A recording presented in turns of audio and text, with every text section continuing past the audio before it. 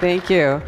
The first thing I want to say is that if English is not your first language, I very much appreciate it that I can speak to you in English and you'll understand me. I really appreciate that because I don't know one word of Danish, so I really appreciate that. Someone said to me, well, just a couple of days ago, they said, it seems to me that people in the United States are kind of obsessed with the concept of freedom. And what I thought to myself is, but aren't we all? I mean, isn't this the nature of the human being, to be free? And even though, of course, it's like Dylan said, Bob Dylan, are birds free from the chains of the skyway? No, of course not. We are subject to the natural laws. But the laws of man should not be used to subjugate human beings. We are free. So what I'm going to be talking about is United Nations Agenda 21, Sustainable Development.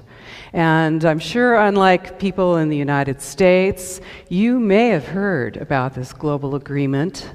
But in the United States, anyone who talks about it is considered to be and labeled a conspiracy theorist, an extremist, kind of a nut, right? And the press will malign you. In fact, up until very recently, the United States press and the world press denied that Agenda 21 exists. But it does. It exists. And it is the blueprint. It is the action plan to inventory and control all land, all water, all minerals, all plants, all animals, all means of production, all construction, all energy, all education, all information, and all human beings in the world. Inventory and control. The action plan. Okay?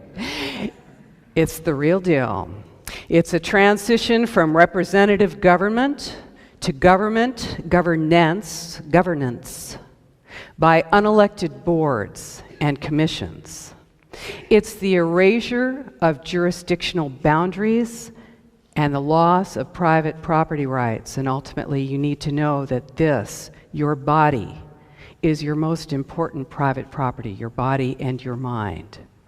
So, ultimately, it leads to the loss of sovereignty and freedom for all of us. So, of course, you're going to be concerned about this, not just as citizens of whatever nation you live in, but as free human beings. And this, of course, is a nonpartisan issue. So United Nations Agenda 21, Sustainable Development, was agreed to by 179 nations, including the United States and Denmark, in 1992 at the UN Earth Summit in Rio de Janeiro, Brazil. In the US, George H.W. Bush committed us to implementing sustainable development, and it's been supported by every president ever since. Bush, Clinton, Baby Bush, and Obama. This is a global plan, but it is implemented locally. So it gives the illusion of being a grassroots movement, but it is not. United Nations Agenda 21, Sustainable Development, is the biggest public relations scam in the history of the world. But it's far more than that. It's the agenda for the 21st century. That's what it's called by the UN. And it's a recipe for destruction. It enables and justifies monitoring and metering and restricting our energy usage and our water usage. And you see that, of course, as smart meters. Instituting a carbon tax on industry and ultimately on us as individuals. Pulverizing our roads and destroying our dams. Instituting data collection and data sharing, information sharing in energy usage, schools, healthcare, law enforcement, and in fact, in every part of our lives that had formerly been private. Diagnosing a huge portion of our population with mental illness and drugging us. It enables the revamping of our school systems by inserting sustainable development principles into every course, from pre-kindergarten all the way to postgraduate school. So by the way, if you're looking to the young generation to save us, you are looking at the resistance here. We must resist and work together. People are being indoctrinated in the school systems to support the principles of sustainable development. What else does it do? It enables the changing of every land use document in the world to require high-density development, high-density housing in city centers so that we can be more easily managed, controlled, and surveilled. It allows for warrantless searches and domestic surveillance. And hey, in the U.S., we are now, under the U.S. Patriot Act, we can be identified as potential enemy combatants, and we see the redefinition of torture.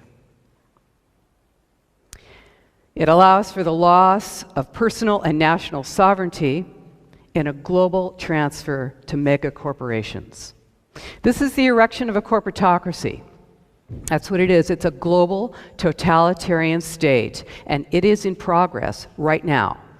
This is not something that's out there in the future, or it's not here in Denmark, or it's nothing to worry about. This is happening right now. This is what it looks like. It is incremental.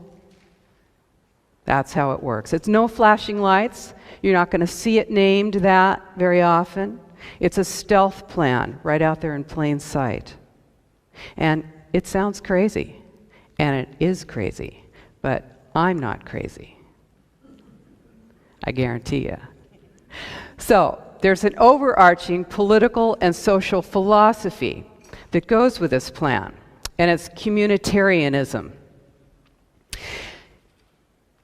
All over the world, and certainly in the United States, our individual rights are paramount. Now, that doesn't mean that you can go and transgress on someone else, but it means that the individual's rights are guaranteed: life, liberty, and the pursuit of happiness. You know, who's going to define what the pursuit of happiness is? But this is all individuals know this for themselves, right? But under communitarianism, the individual's rights are balanced with the rights of the community.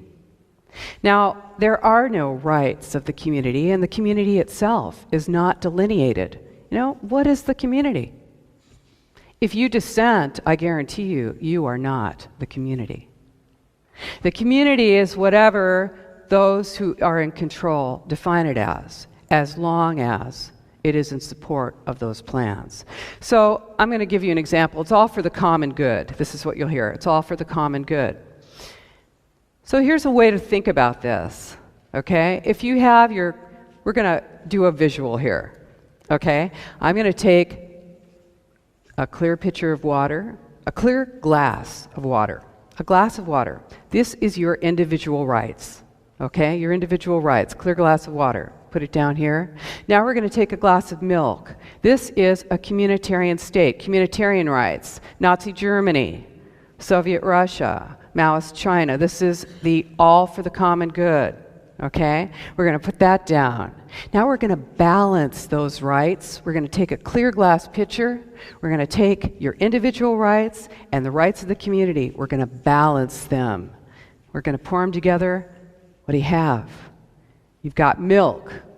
You have subsumed your individual rights into the rights of the community. Undelineated, can change at any time.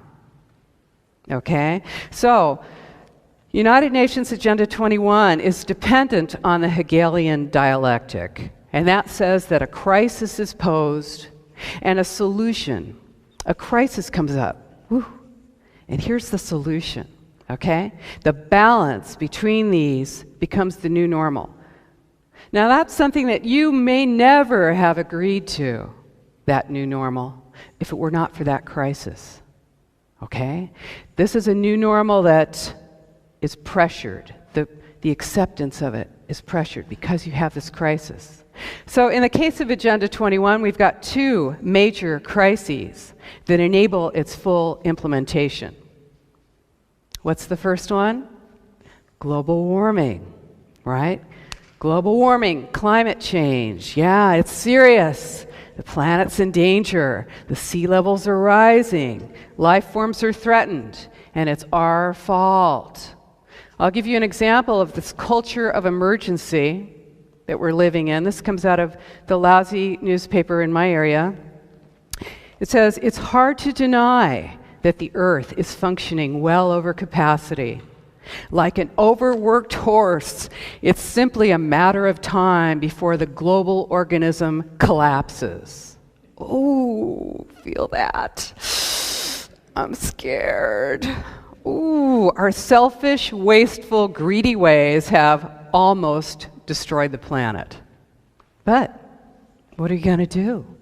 Well, here comes the UN to the rescue, right? They're going to save the planet. 1987, the World Commission on Environment and Development, the Brundtland Commission, they came up with a book. It's called Our Common Future. And it defined sustainable development. That was, now everybody thinks they know. You can go around, man on the street, interview, ask people what's sustainable development. They all, it's cool, man. We're going to live in balance with nature. All right.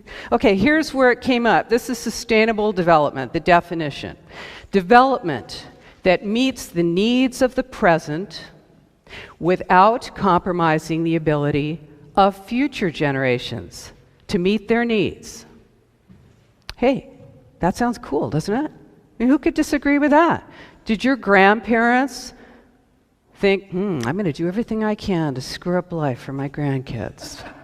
No, all of us want to continue to live and to make life possible for others and to conserve, our environment.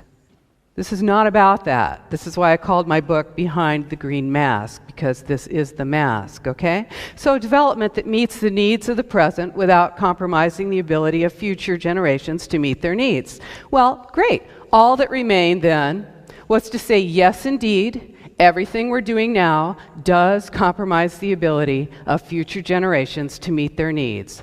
What are we going to do about it? So the General Assembly of the United Nations said to the World Commission on Environment and Development, hey, can you come back in 5 years, in 1992, with the action plan for sustainable development? And they did. And here it is, the action plan for sustainable development, Earth Summit, Agenda 21, the United Nations Program of Action at Rio. 1992, Rio de Janeiro Earth Summit, 300 pages, 40 chapters. This itself is a green mask.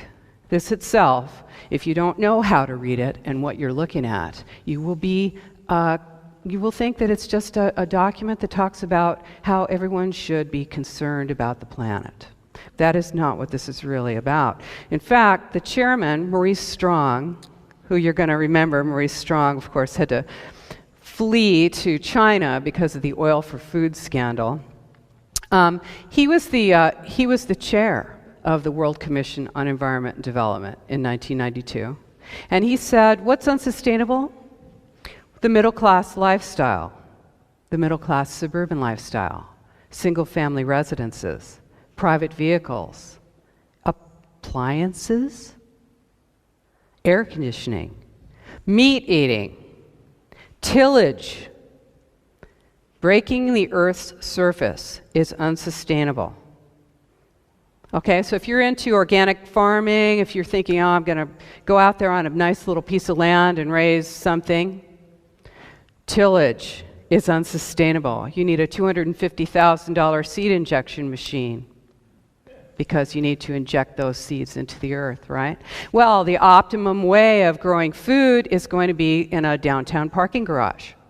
Now, they don't call it that. They have other names for it, but that's what it'll look like, a big structure in the center of your town where your food is grown in a concrete building. That's the optimal. Now, there are 3 E's, the 3 E's of sustainable development. This is the logo, the image that you're going to see, and this is what you hear, is the 3 E's: economy, ecology, and equity, social equity. And I'll show you the image for this. It's in here somewhere. You may have seen this. It's the 3 interlocking circles, right? It's ecology, economy, and social equity. And where they meet in the center, this is all where everything's in balance, and that's sustainable development. Okay? So the key provision, it's key to this plan that there be total data collection and information sharing worldwide. Because how else can you monitor whether people are balancing their environment, their economy, and their social equity? It impacts economics, housing, transportation, land use, health, education, water, energy, food production, privacy, and security. Is there anything I missed? Global biodiversity is dependent on creating something called islands of human habitation. Islands of human habitation. This is where we'll be. Dense urban cores surrounded by buffer zones and corridors for animals. The idea is to collect human beings into concentrated city centers, concentrated centers. So, okay, in 1992, the Earth Summit, 179 nations agreed by consensus to adopt this plan. It's a global plan. The goal was to implement sustainable development in all public and private policies and activities. The entire world. How was it done? How did they do it? I'll tell you about the U.S. In 1993, when Clinton took office, he created the President's Council on Sustainable Development. And this is, all the countries did this. They all created their local Agenda 21 to implement it locally. Okay? So, who was on that? You need to hear this because you need to see how this all comes together. It's a beautiful, beautiful framework for totalitarian control. So who did they have on that? They had 10 cabinet-level secretaries: defense, interior, agriculture, education, transportation, and captains of industry like Enron. Ken Lay was on the President's Council on Sustainable Development. BP, British Petroleum, DuPont, Dow Chemical, Ciba-Geigy, Sandoz, Novartis was on the President's Council on Sustainable Development. What do? They provide vaccines. What else? Hypertension drugs and Ritalin for children. Who else was on there? Non-profit organizations like the World Resources Defense Fund, the National Resources Defense Fund, the World Wildlife Fund and Council, the Sierra Club. Okay, so what this does is it brings nonprofits, government, and corporations together to implement policy, because the idea was that this plan could be implemented administratively all over the world without us knowing about it. So how are they going to do it? They were going to use and are using land use plans, because this is the way to control the population, is by controlling land. So in 1996, the President's Council on Sustainable Development in the US gave a multi-million-dollar grant to the American Planning Association to come up with a book. Now, it's a 12-pound book, so I didn't bring it with me. It's called Growing Smart, Legislative Guidebook with Model Statutes for Planning and the Management of Change. Change. Now, think about that word change. You don't have change without destruction. Transformation requires destruction of the old way. Now, that word change was used in the Obama administration, is still being used, along with the word forward. Change and forward without asking, change to what? Forward to what? And what does that mean? So here we go. We've got a legislative guidebook that is now in every university if you're studying planning, and every single planning department in the entire nation that is guiding every planning department with sustainable development principles. So they said, hey, we're going to be able to do this. We're going to make this thing happen. And we can implement this without the people knowing, but when they find out that they're living in a dictatorship, they might not be happy. So it might be unpopular. So what are they going to do? So they came up with another book. It's called Sustainable America, A New Consensus. So you know the word consensus. If you look up consensus in a dictionary, hey, if we were going to have consensus in here, we'd all be in a big circle, we'd talk, let's say we're going to go party tonight. So we're going to talk about it and decide where we want to go, and everybody's going to get a chance to, we're going to work it out, right? That's real consensus, agreement of all parties. No, no, no. This is the new consensus. What is it? What is the definition? The new consensus is neutralization of the opposition. Neutralizing your enemies. Neutralize and convert. You dare to dissent? Agenda 21 is top-down, global, but it gives the illusion of being local, right? So it purports to being sourced in the people. And it needs support by the stakeholders. You think you're a stakeholder. You are not a stakeholder. Okay? They need community buy-in, so they create it. In fact, they create the community. In fact, your local government is engaged. Now, does this sound like, hey, this is a conspiracy, but it ain't no theory. This is the real deal. So your local government will go out into your neighborhoods and identify people who are willing to work with them. And then they will elevate them. They'll say, hey, have you thought about starting a neighborhood association? And then there's that person who's speaking for you. Well, you're cooking dinner and you're hanging out and you're doing other things. You don't even know that person exists, but they are helping to make policy for what happens to you in your town right now. So they create community. They use nonprofits, civil society, unelected boards, and they create these groups. Nonprofits, non-governmental organizations are at the bottom level of this bureaucracy. This is a bureaucracy that is created where we have no impact. This is not representative, right? So they have public opinion meetings. They call them visioning meetings in the United States. This is all across the U.S. You get invited to come on down, give your opinion of this cool new plan for the center of town. So you go down there. And they've got a screen up there and they show, do you like this? Do you like that? They give you 3 options. You don't like any of them, but you don't get to say that.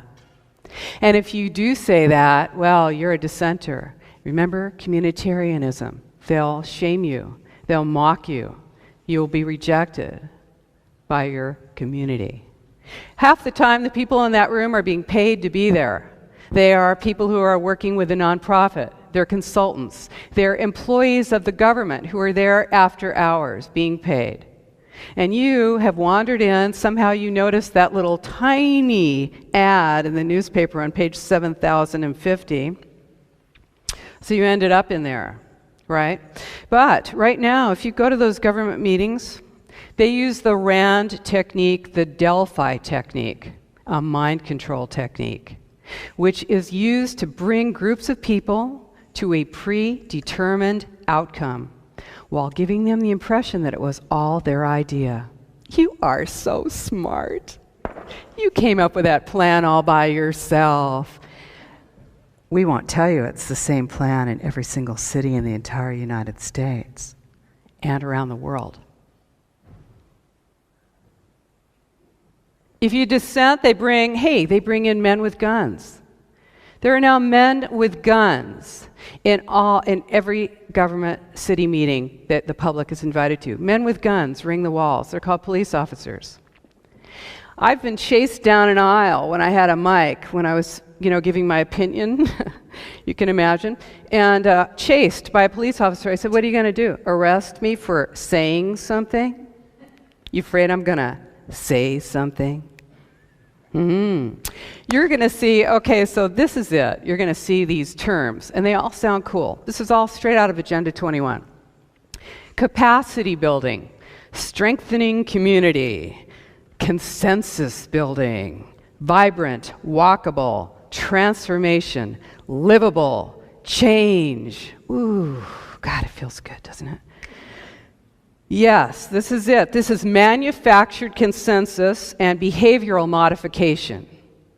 This is public re-education. Lifelong learning, you ever see that? Lifelong learning, that's when you go to school as a child and you never stop being indoctrinated. Come on down, we'll give you a class in knitting, and meanwhile we're going to tell you about sustainable development. And it's not about making sure that those sheep are well cared for and eating the right things. It's not about that. It is about manipulating public opinion. It is about opening the populace to accepting decisions made by consensus. So in case you think I'm making this up, I want to show you this. I got this little thing on Amazon. It was published in 1994 or something, and I'm sure that it didn't sell many copies. Now they're just flying off the shelves. I'm sure they're like, what the heck's going on with this? This is called Rescue Mission Planet Earth, a children's guide to Agenda 21. Okay, it's so cute. It's got pictures. It's by the Children of the World and Boutros Ghali of the UN. Okay? Oh, this is so cute. It's all about how we're messing up the planet. And there's this one little quote I'll tell you. This is for children. The planet groans every time it registers another birth. I'm giving this to my kids. So what else does it say? There's this little booklet in the back. It says, turning Agenda 21 into action is a big challenge for us all. Thousands of people at the United Nations and all over the world are working on it. This booklet will show parents and educators how children can start to be a part of this work. Children are being used. They're being indoctrinated. They're told that they're killing the planet and that they have the power to save it.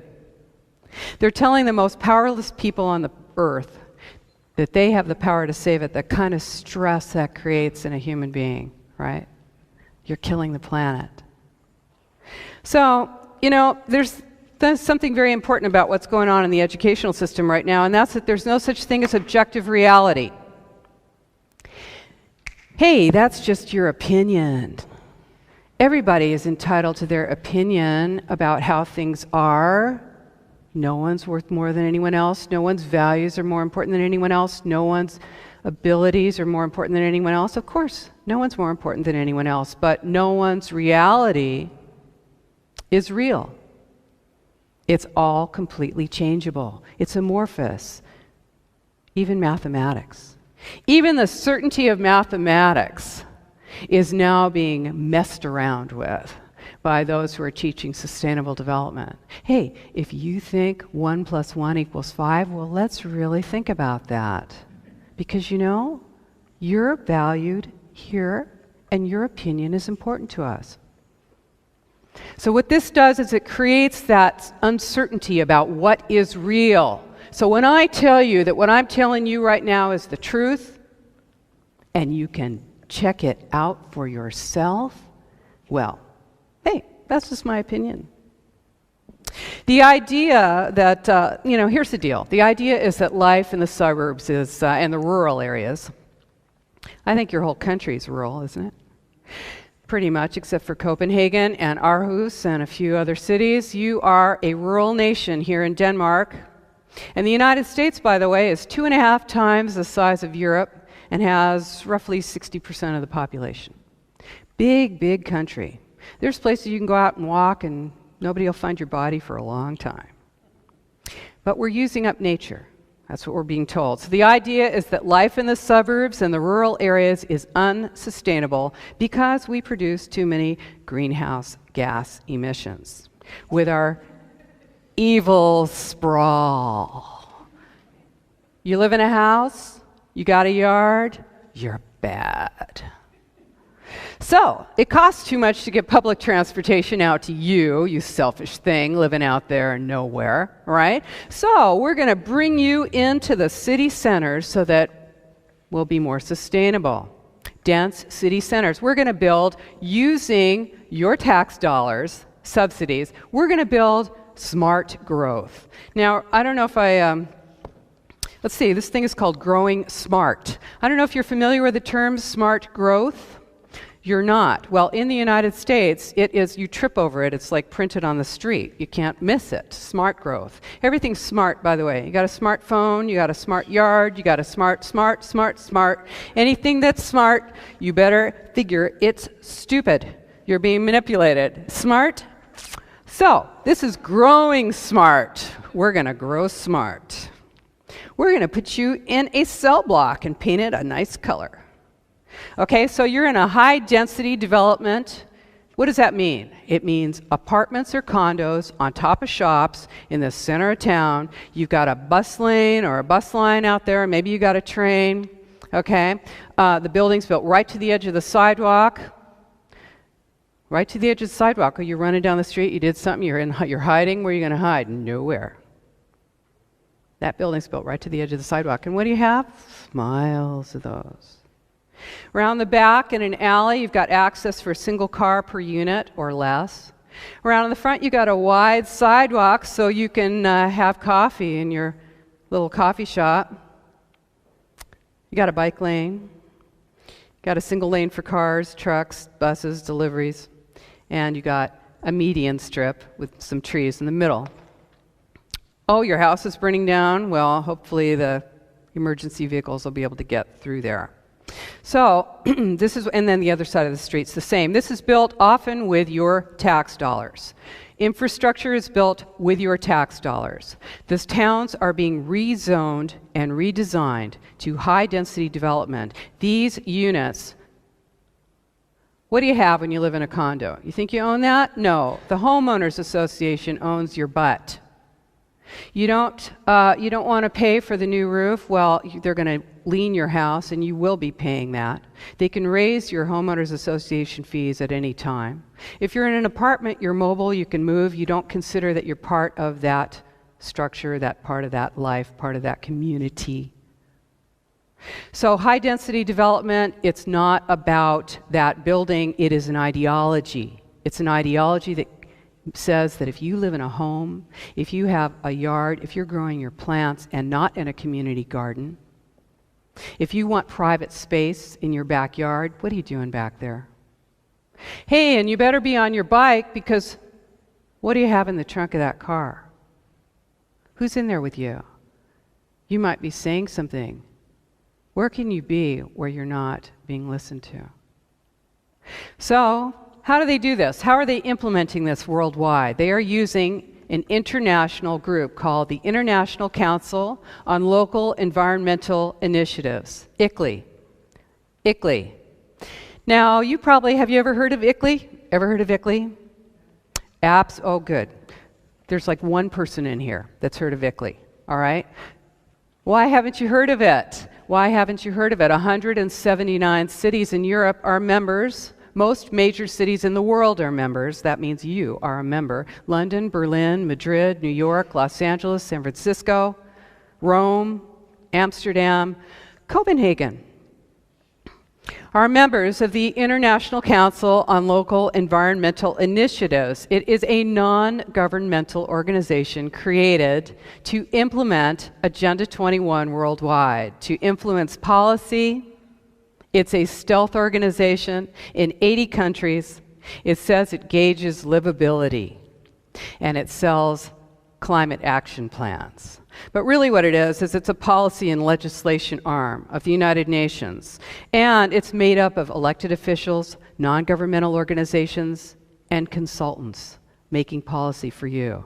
So this is how it happens. They actually, what they do is they concentrate power in the cities, in the large cities, and they slip the power, they slide the power into the control of non-representative boards and commissions. And then, for instance, the United States did not sign the Kyoto Treaty. The US did not agree to Kyoto, but 1,055 United States mayors did. They, in fact, agreed to implement through ICLEI, they agreed to implement the Kyoto Treaty in their cities, and these are major cities in the United States. So what they did is they went around the requirements, they went around the national requirements for ratification of a treaty. And this is how you break jurisdictional boundaries. This is what this is about. So, okay, so what's the goal? Hey, I want to tell you this one thing. Check this out. When Obama was running last time, he said, I'm going to commit the United States to reducing our greenhouse gas emissions 80% below 1990 levels. 80% below 1990 levels. Well, that seems like a lot, doesn't it? So I thought, gee, I wonder what year the U.S., I wonder what year we were at 90%, 80% of 1990 levels. I've got it. Okay, so I found a chart. I looked at it. Taking the greenhouse gas emissions of the year 2004, okay, that was the chart went up to that, so I found 1990, and then I dropped 80% below that emission and found what year was the United States, what year was the world emitting 80% of 1990 levels of greenhouse gas emissions? What year was that? What do you think? 80% below 1990 levels. Close, close, close, but wrong. 1934. Oh, a great year for the world, right in the depths of the Depression, right? This is cool. We got it all going on. 80% below 90. But think about this. Do we have more people now than we had in 1934? So, what does that mean? On a per capita basis, you're back in the 1880s, except you can't have a horse because it emits too many greenhouse gas emissions. So you're on a bicycle. This is it.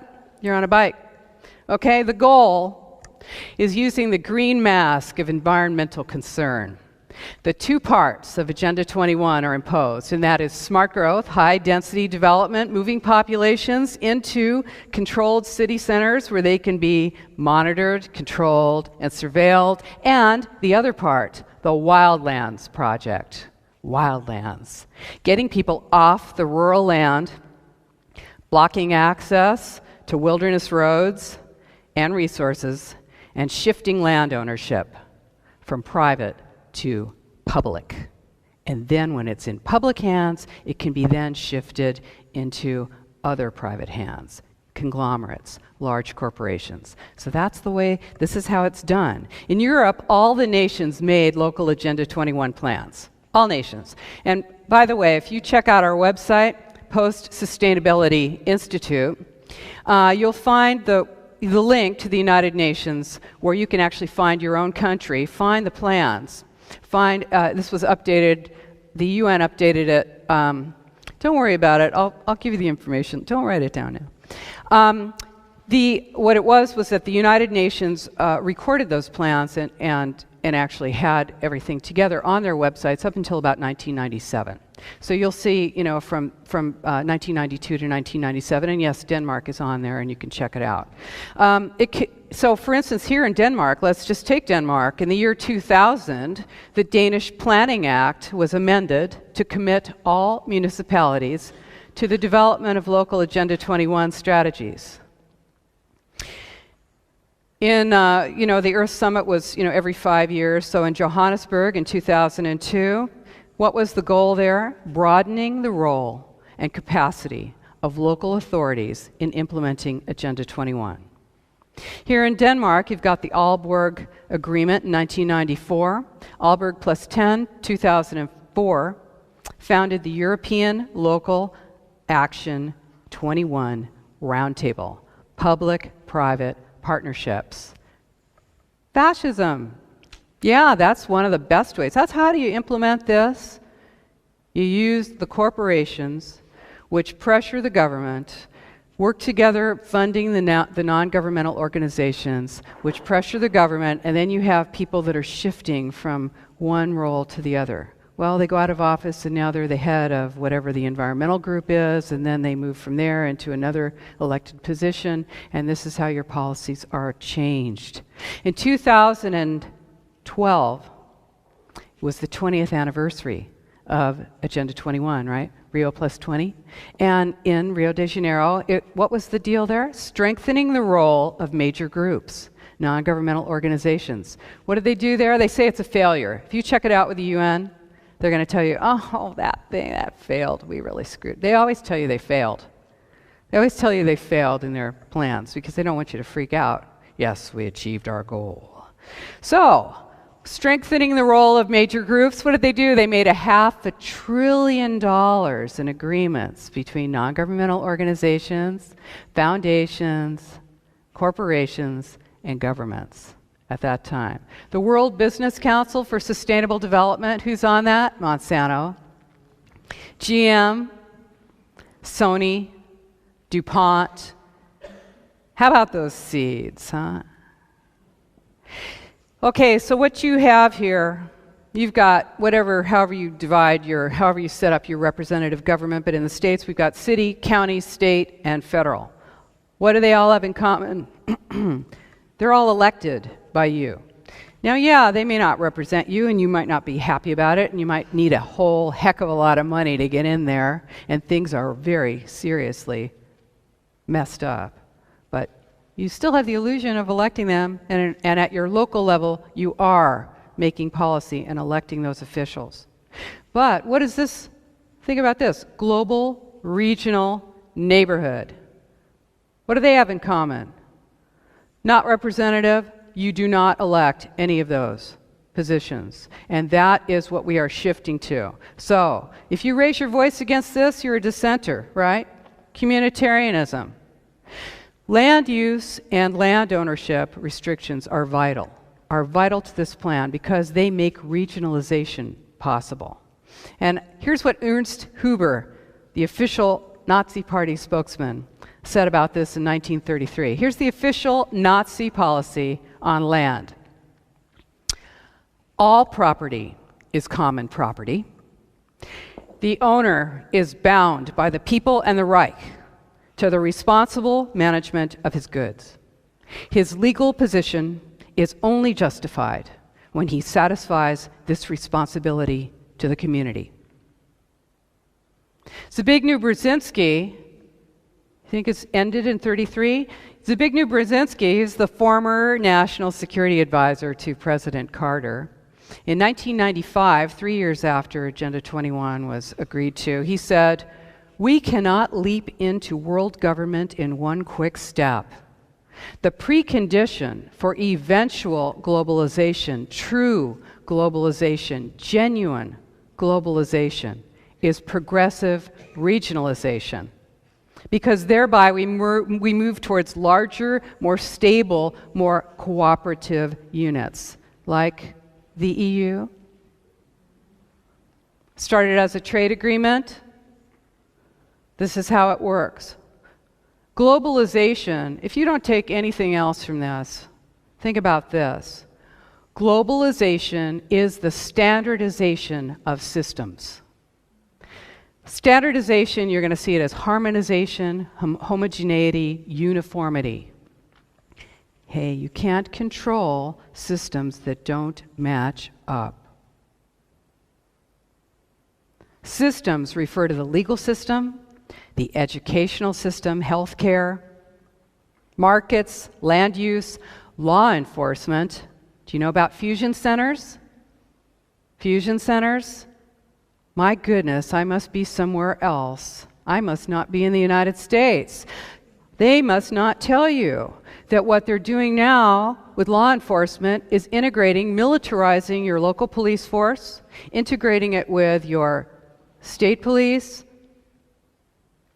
your military, Interpol, the entire world.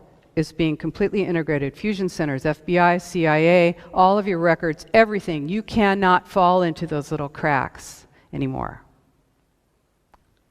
Can't happen anymore.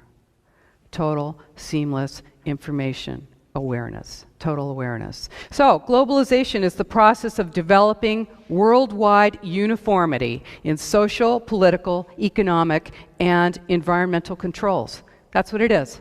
That's globalization. It's the rise of the city-state, okay? This is how you do it. That's what regionalization is the rise of the city-state. You're going to lose nations. Now, I'm not, I don't really have time to talk about nationalism, but what I want to say is that the smaller the unit, the more power you have. If you're regionalized and you have 200 representatives sitting on they're elected, but they're sitting on an unelected board making policy. And let's just say this room, we are all representing some town or some state or some nation. How much voice do we have? Who listens to us? And how much power do we have? So I'm going to show you the new map of the United States of America. And you may not be able to see this very well. We have 50 states in the United States, but this is mega regions. Mega regions. Mega regions. Mega, large. Mega regions. These are the city-states. These are large cities that are being made larger. Now remember I told you that the gray area is the wildlands. That's going to be the area that no one will have access to. And I haven't told you anything about myself. I was a legal witness, an expert witness in land use and land valuation for my government, for the State Department of Transportation. Expert witness, testified in court.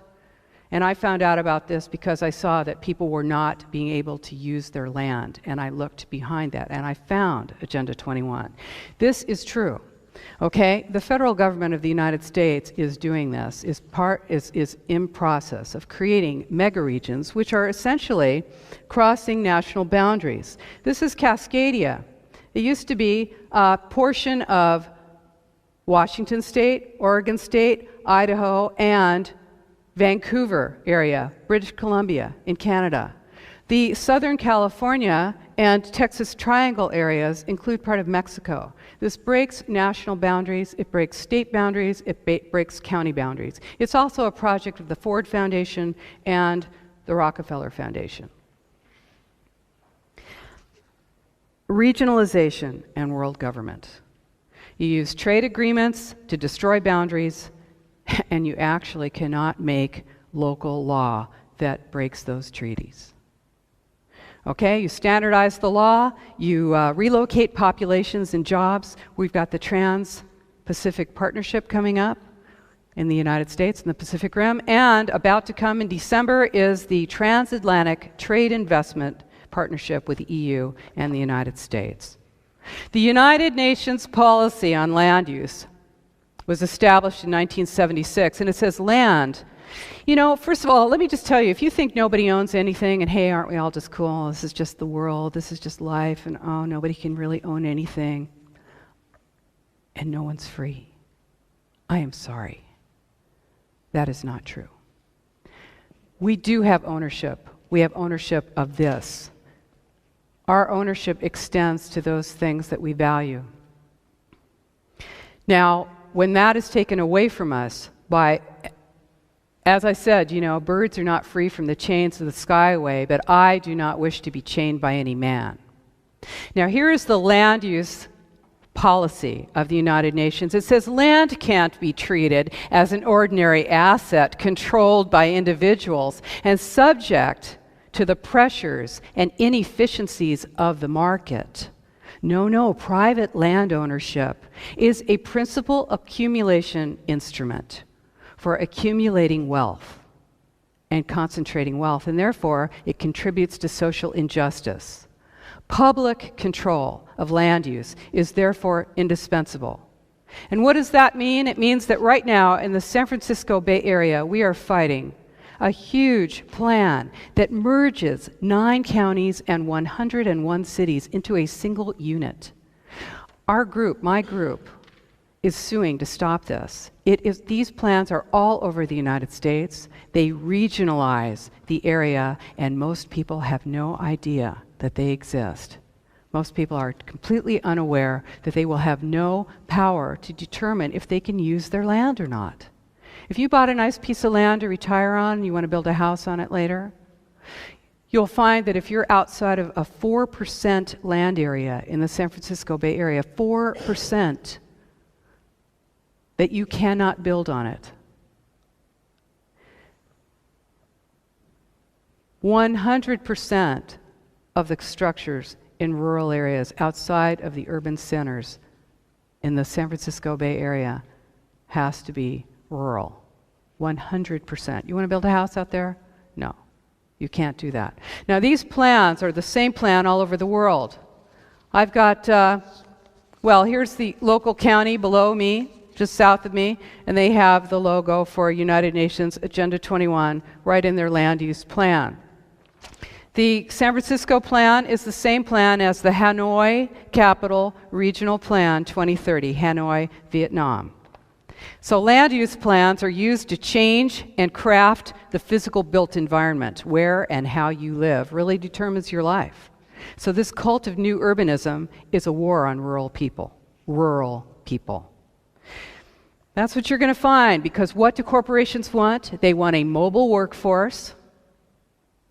They want a release of all regulation on moving products across boundaries. They don't want boundaries. And they want low wages. So if you're low wages, so if you're living in a high-density apartment in the city center, you don't have any land around you, you're in an apartment, you rent it, you are a mobile person, you can be moved from one place to the other where the jobs are, you can be easily moved, and your wages can be low because you do not have a vehicle, you've got a bicycle. It's a lot cheaper to move you around, and you can be more easily surveilled because you have no private space.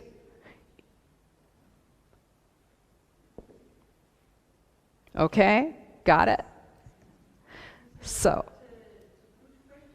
no, not yet. After. No. I'll answer everything you got, but not right now. Okay, so here we go. This is it. When you restrict single-family home development and you consolidate populations into tight urban centers, you're going to devastate land ownership and land use. And that's nationwide. In China, they've got the so-called ghost cities. Do you know about those? They're building, everybody's like, gee, I wonder what they're doing that for. Gosh, nobody's living there, and there are all these big, tall buildings that they just built. I wonder, oh, okay, now we know. They're moving the rural populations in there against their will. They're relocating the rural populations against their will into these city centers that are built with full surveillance capability. All right? London, Berlin, Milan, other EU cities all across the world, this high-density apartment block construction is happening often with government subsidies, very often with government subsidies. So, the Wildlands Project. The Wildlands Project is, hey, this is a map of North America. You notice it has no boundaries on it because animals don't know where the boundaries are. The idea is that swaths of land will be identified, huge sections. I mean, I don't know how well you can see this, maybe not too well. This is a project of the World Resources Institute and the Wildlands Network. It's being implemented through the United States Environmental Protection Agency. This is about creating areas that are huge corridors for animal movement. The spine of the continent takes out about 12 states, goes down through most of Mexico and comes up all the way to Alaska. The idea is that, what? The idea is to remove humans and human activity from rural and suburban areas. Agenda 21 is rural cleansing. When you have fires, is it produced through HAARP? Possibly. When you have fires, when you have floods, when you're looking at tremendous devastation like you've never seen before.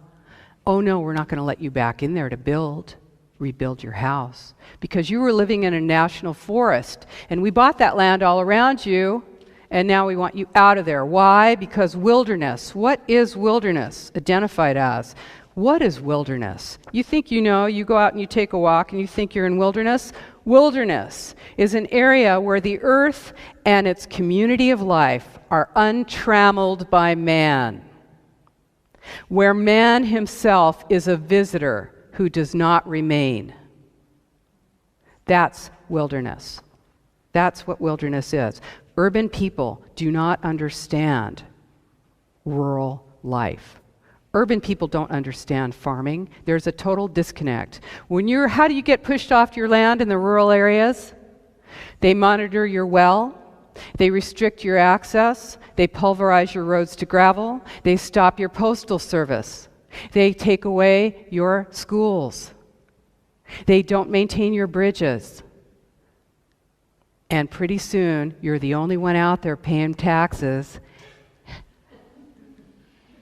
and you just can't keep doing it anymore. And you say, hey, that economic collapse was engineered to bankrupt people, engineered to move you into the city centers, get you off your land.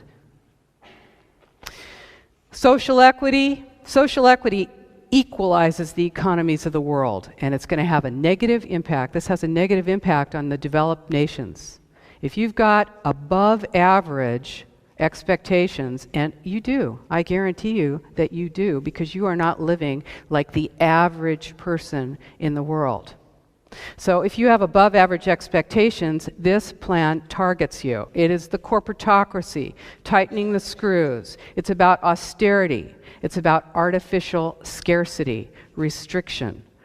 So, public-private partnerships allow for the government to get all the advantages of corporations, secrecy, no transparency, access to data for spying, no accountability, paying off cronies, and of course, what else public-private partnerships do for the corporations? The corporations then can use the power of the law, police power, to implement their plans. This is perfect. What do we get? We get risk and cost. Domestic spying through Google and Facebook. Do you do Facebook? You know, I'll tell you, if I told you, if the government, let's check this out. I'm going to tell you the government is going to require you to carry with you at all times a monitoring device that says where you are, and also to tell where you are, what you're doing, how you're feeling, who you're with, what you're doing, what you eat. And you tell me, no way the government is going to make me do that. Well, they don't have to do that.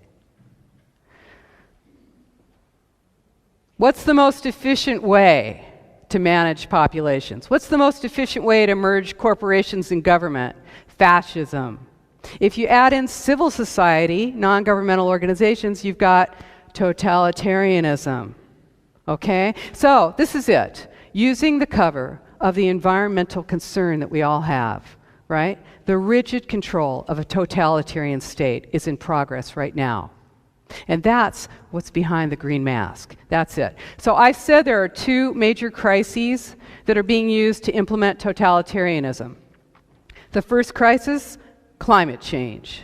Crisis 2, terrorism. 9/11 was the catalyzing event that was used for this purpose. 9/11 was used to terrorize us. They had the Patriot Act all written. This event was created in order to lock down the world. Have you flown lately? Practically have to strip naked. In the US, I haven't seen this yet in Europe, but it's coming here. You haven't seen this yet. If you fly, right now you just walk through the metal detector. But in the United States, you get into this big sort of bubble, and you put your hands like this, and it takes a full photograph of your entire body, X-ray, who knows. I never do it. I refuse to do it. I opt out.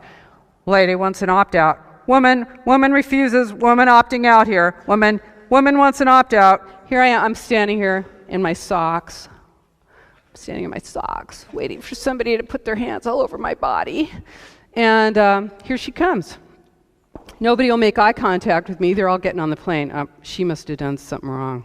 I'm not talking to her. I'm not going to look at her. She's cut out of the herd.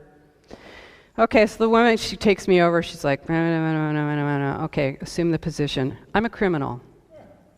I am a criminal. My body is being searched. Okay, so this is what I do when this happens. I say, so, this all you can think of to do for a living? Is there anything you won't do for them?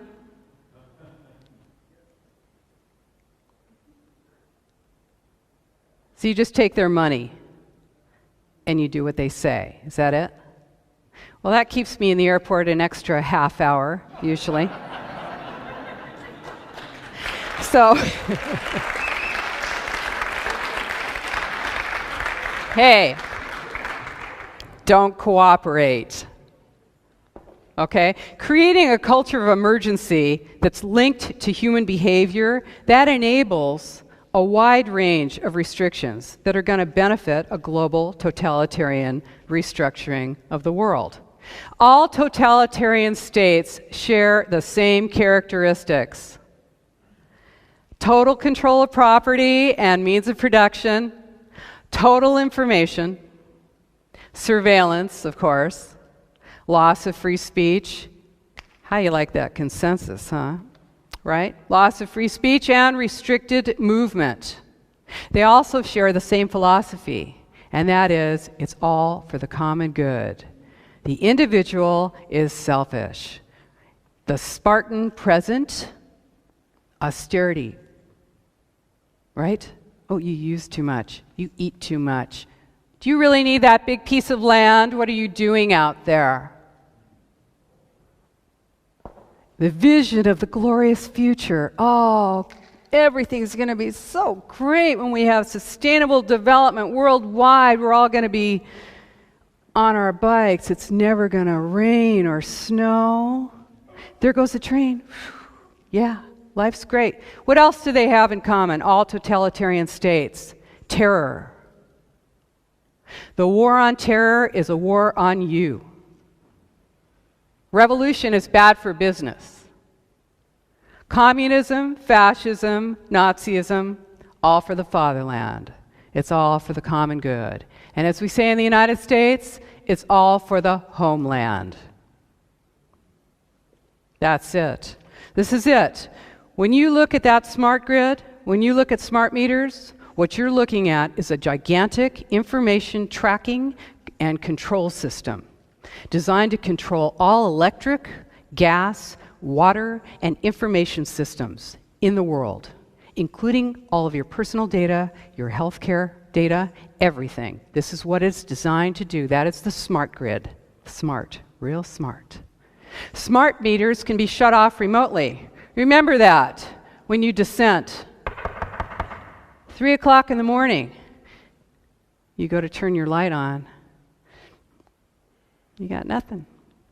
Or you went down and you made a scene at the local government meeting, and for some reason your water's not working anymore. Right? Surveillance state is essential to implementation of Agenda 21.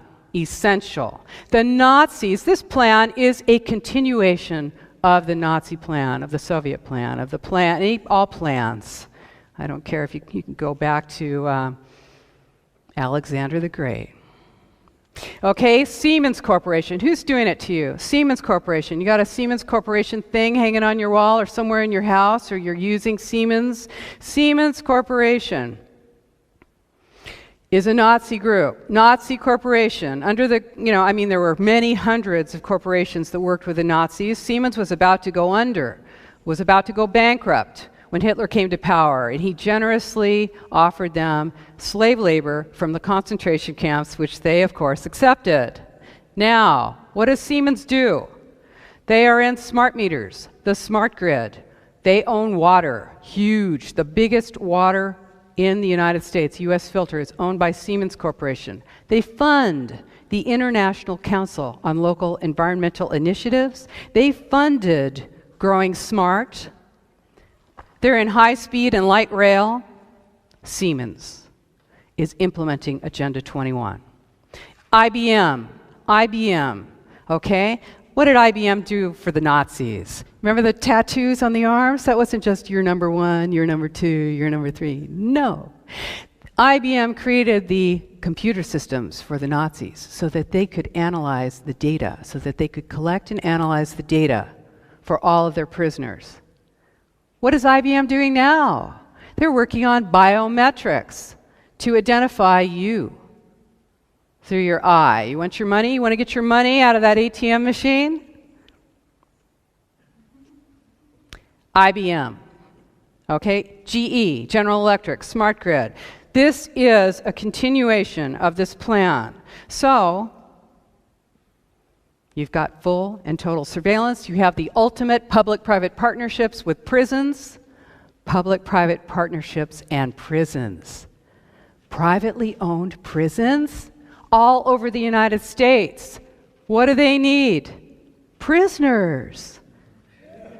How do you get more prisoners? You make more things crime. And you make criminal sentences longer. Public-private partnerships. Hey, collecting data, you know that the US government did not have enough room in their collection center outside of Baltimore, Maryland. They were actually browning out the town of Baltimore because they had so much of a power draw. So they just built out in Utah on a military base 1.5 million square feet of data collection centers. All information from and to the United States goes through there. 1.5 million square feet. That's pretty big. Your data, if you're transatlantic cables, everything goes right through there, all analyzed instantly. You're not going to see this in the mainstream media. 5 corporations own the media. 5 mega corporations own the media. Global markets. That's what this is about. In your universities, they're teaching it. UCLA has, for an example, 509 courses on sustainability. This is Bank of America, UC Berkeley. What does it say? Removing the roadblocks. How to make sustainable development happen now. Doesn't that look good? Can't wait to move in there, right? Oh, God. Everyone's in on it. Lawyers, consultants, planners, bicycle coalitions, the Lung Association, unions, Walmart. And you're like, oh, what is she, crazy? Come on. She really is a conspiracy theorist. No, I told you, it's a conspiracy fact. It's not a theory. It's real. This is how it's done. You know, I'm not going to go into it. My book goes into it. I have details, and I don't blame you if you're feeling overwhelmed, because who doesn't? This is a bloodless coup. This is an administrative coup d'etat. It's the most brilliant takeover of the world ever, and it is because technology makes it possible. You will not see tanks rolling through your town. It's never going to look like that unless you're in a third world country, and then they just want to take your stuff and use up their ordnance. No, here it's going to look like it does right now. You'll still vote. You'll have a hollowed out shell. The structure will be gone. Slowly, people will come in from the country into the cities. Pretty soon, you won't have a private vehicle because gasoline costs. And you know, if free energy is made available, this is a race to implement this plan fully before those things are available to you. Because, hey, that makes it completely, you know what, sustainable development? Well, who cares when you're emitting water out of your tailpipe, right? Oh, let's drink it out right out of the tailpipe. No. It's not really about that. It's really about control. So what can you do about it? I want you to know there's a lot you can do. You are powerful. We are powerful. We need to take our power, and we need to do it through education, because most people have never heard of this. And I think they named it Agenda 21 to make it sound crazy. Oh, Area 51, Catch 22. What are you, crazy? So we've got flyers on our website. Now, don't just like go to sleep. It's not nappy time. When was the last time you got a flyer with something that really meant something, that was intelligent, that got you, that made you say, hey, something is going on. Why is everyone talking about UN Agenda 21? Well, I'm not. I don't know anything about it. What's wrong with sustainable development? I don't know. Make these flyers. You don't like it? Make your own. They're on our websites. Print them out. There's hundreds of thousands of these out around the United States, many hundreds of thousands, and around the world. People are making these. They're putting them on, get up early in the morning, put them on doorsteps. Okay? Put them out there on the doorsteps. Don't try and hand them to people. They're like, no, no. No, you got to put it on doorsteps. When was the last time you went out in your PJs to get your newspaper and you were like, whoa, this is pretty cool. They're not selling anything. Okay? So you want to do that. What else do you want to do? Withdraw your support. Do not willingly collaborate. Expose collaborators. Refuse to volunteer. Volunteerism. Now, volunteerism is a big part of this plan. Mandatory volunteerism. Are you a citizen of the community? Are you giving back? What are you doing? Okay? Look at who you're volunteering for.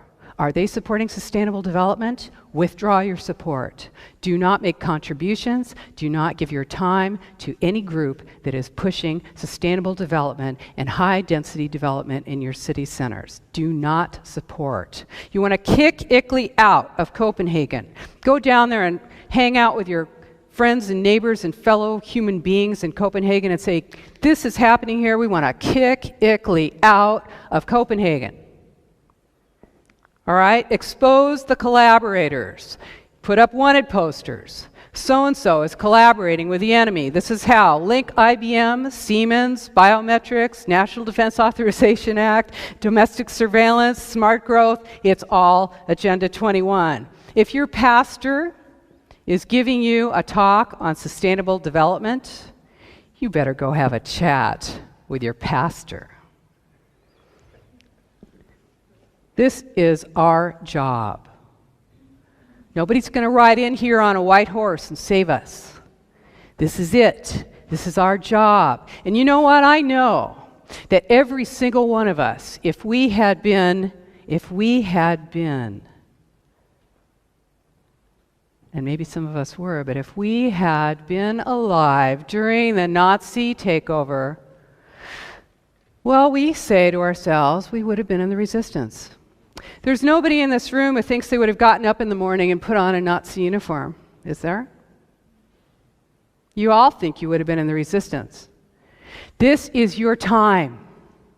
This is your moment. You are the resistance. This is the resistance.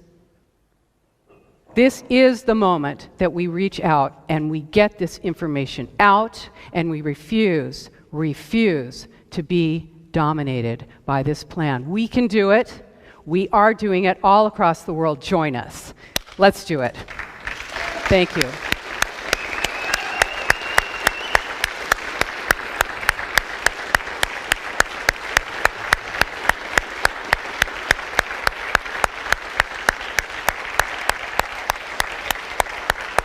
Thank you.